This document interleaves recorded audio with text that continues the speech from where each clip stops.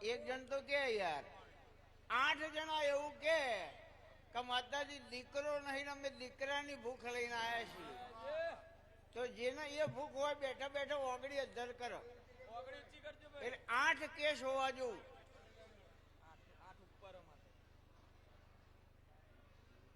હાથ ઉપર કરો. આમ કરે. हाँ ये बात में दम है यार. 8-10 જે હોય પણ હું આજ 8 ની બોલી કરું. 8 ના દીકરા હું હાલતી હોઉં અને 8 ના ઘેર ખમા બનતી હોય તો યાર ભીખાભાઈ બુવાજી એકલા ધૂણ એ ચાલે? તો આ સભામાં મને મળવા કોઈક માતા આવ્યું હોય ને તો એ ધૂણવી જોવું ને.